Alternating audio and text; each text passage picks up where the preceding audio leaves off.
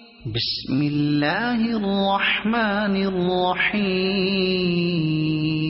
اللہ کے نام سے جو رحمان اور رحیم ہے۔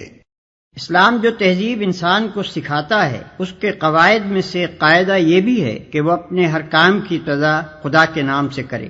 اس قاعدے کی پابندی اگر شعور اور خلوص کے ساتھ کی جائے تو اس سے لازماً 3 فائدے حاصل ہوں گے۔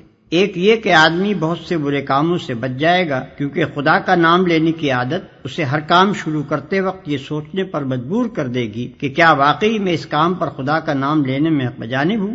دوسرے یہ کہ جائز اور صحیح اور نیک کاموں کی ابتدا کرتے ہوئے خدا کا نام لینے سے آدمی کی ذہنیت بالکل ٹھیک سمت اختیار کر لے گی اور وہ ہمیشہ صحیح ترین نقطے سے اپنی حرکت کا آغاز کرے گا۔ تیسرا اور سب سے بڑا فائدہ یہ ہے کہ جب وہ خدا کے نام سے اپنا کام شروع کرے گا تو خدا کی تائید اور توفیق اس کے شامل حال ہوگی، اس کی صحیح میں برکت ڈالی جائے گی اور شیطان کی فساد انگیزیوں سے اس کو بچایا جائے گا۔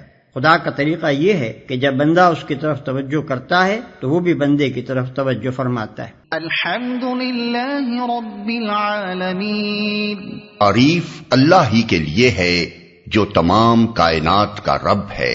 تعریف اللہ ہی کے لیے ہے۔ جیسا کہ ہم دیباچے میں بیان کر چکے ہیں، سورہ فاتحہ اصل میں تو ایک دعا ہے، لیکن دعا کی ابتدا اس ہستی کی تعریف سے کی جا رہی ہے جس سے ہم دعا مانگنا چاہتے ہیں۔ یہ گویا اس امر کی تعلیم ہے کہ دعا جب مانگو تو مہذب طریقے سے مانگو۔ یہ کوئی تہذیب نہیں ہے کہ منہ کھولتے ہی جھٹ اپنا مطلب پیش کر دیا۔ تہذیب کا تقاضا یہ ہے کہ جس سے دعا کر رہے ہو پہلے اس کی خوبی کا، اس کے احسانات اور اس کے مرتبے کا اعتراف کرو۔ تعریف ہم جس کی بھی کرتے ہیں 2 وجوہ سے کیا کرتے ہیں۔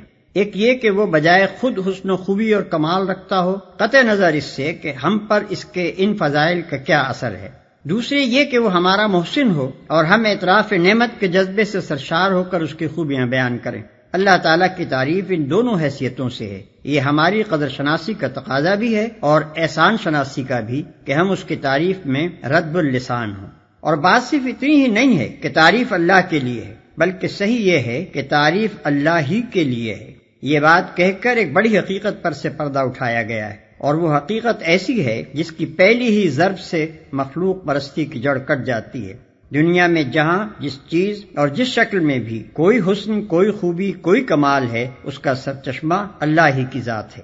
کسی انسان، کسی فرشتے، کسی دیوتا، کسی سیارے، غرض کسی مخلوق کا کمال بھی ذاتی نہیں ہے بلکہ اللہ کا عطیہ ہے۔ پس اگر کوئی اس کا مستحق ہے کہ ہم اس کے گرویدہ اور پرستار، احسان مند اور شکر گزار، نیاز مند اور خدمتگار بنے تو وہ خالق کمال ہے، نہ کہ صاحب کمال، جو تمام کائنات کا رب ہے۔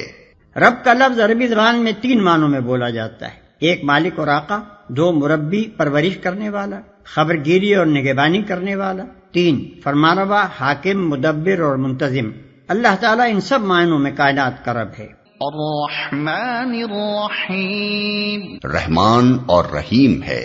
انسان کا خاصہ ہے کہ جب کوئی چیز اس کی نگاہ میں بہت زیادہ ہوتی ہے تو وہ مبالغے کے صیغوں میں اس کو بیان کرتا ہے، اور اگر ایک مبالغے کا لفظ بول کر وہ محسوس کرتا ہے کہ اس شے کی فراوانی کا حق ادا نہیں ہوا تو پھر وہ اسی معنی کا ایک اور لفظ بولتا ہے تاکہ وہ کمی پوری ہو جائے جو اس کے نزدیک مبالغے میں رہ گئی ہے۔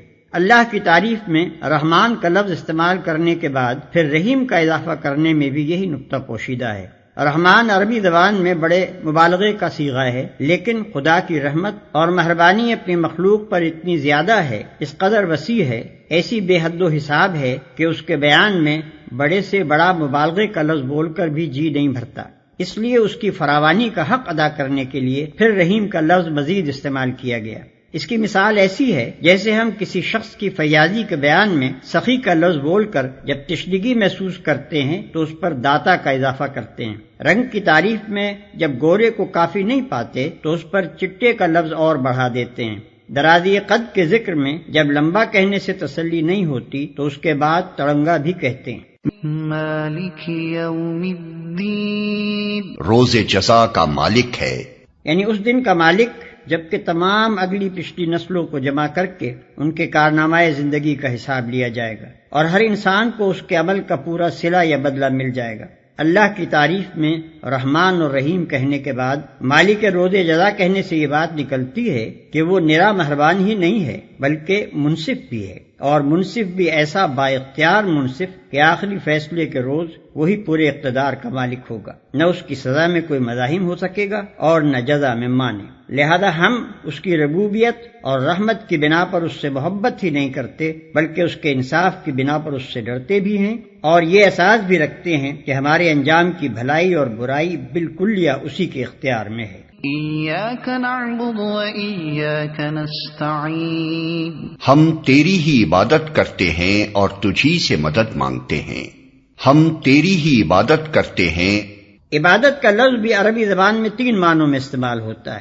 1 پوجا اور پرستش، 2 طاعت اور فرما برداری، 3 بندگی اور غلامی۔ اس مقام پر تینوں معنی بیک وقت مراد ہیں، یعنی ہم تیرے پرستار بھی ہیں، مطیع فرمان بھی اور بندہ و غلام بھی۔ اور بات صرف اتنی ہی نہیں ہے کہ ہم تیرے ساتھ یہ تعلق رکھتے ہیں، بلکہ واقعی حقیقت یہ ہے کہ ہمارا یہ تعلق صرف تیرے ہی ساتھ ہے۔ ان تینوں معنوں میں سے کسی معنی میں بھی کوئی دوسرا ہمارا معبود نہیں ہے۔ تجھی سے مدد مانگتے ہیں، یعنی تیرے ساتھ ہمارا تعلق محض عبادت ہی کا نہیں ہے بلکہ استعانت کا تعلق بھی ہم تیرے ہی ساتھ رکھتے ہیں۔ ہمیں معلوم ہے کہ ساری کائنات کا رب تو ہی ہے اور ساری طاقتیں تیرے ہی ہاتھ میں ہیں اور ساری نعمتوں کا تو ہی اکیلا مالک ہے، اس لیے ہم اپنی حاجتوں کی طلب میں تیری طرف ہی رجوع کرتے ہیں، تیرے ہی آگے ہمارا ہاتھ پھیلتا ہے اور تیری مدد ہی پر ہمارا اعتماد ہے۔ اسی بنا پر ہم اپنی یہ درخواست لے کر تیری خدمت میں حاضر ہو رہے ہیں۔ اهدنا الصراط المستقيم ہمیں سیدھا راستہ دکھا۔ یعنی زندگی کے ہر شعبے میں خیال اور عمل اور برتاؤ کا وہ طریقہ ہمیں بتا جو بالکل صحیح ہو، جس میں غلط بینی اور غلط کاری اور بد انجامی کا خطرہ نہ ہو، جس پر چل کر ہم سچی فلاح و سعادت حاصل کر سکیں۔ یہ ہے وہ درخواست جو قرآن کا مطالعہ شروع کرتے ہوئے بندہ اپنے خدا کے حضور پیش کرتا ہے۔ اس کی گزارش یہ ہے کہ آپ ہماری رہنمائی فرمائیں اور ہمیں بتائیں کہ قیاسی فلسفوں کی اس بھول بھلیاں میں حقیقت نفس الامری کیا ہے، اخلاق کے ان مختلف نظریات میں صحیح نظام اخلاق کون سا ہے، زندگی کی ان بے شمار پگڈنڈیوں کے درمیان فکر و عمل کی سیدھی اور صاف شاہراہ کون سی ہے۔ صراط الذين أنعمت عليهم غير المغضوب عليهم ولا الضالين